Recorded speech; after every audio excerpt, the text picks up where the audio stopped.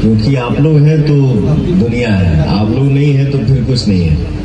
तो मैं इतना जरूर कोशिश करूंगा कि काला माटी जो फिल्म है से जज करेगा। चलिए देखिए अब तो ये एक रिकॉर्ड बना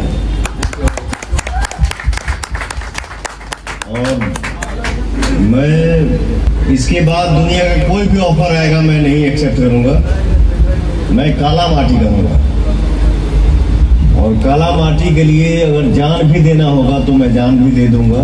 क्योंकि विधानसभा चुनाव मैंने बोला था ना बहुत पहले, हमारे जीत से ज्यादा चर्चा हमारे हार की होती है। तो वैसे जैसे कि बता दूं खेसारी लाल के ऊपर पवन सिंह ने फिर निशाना साध दिया है काला माटी मूवी का।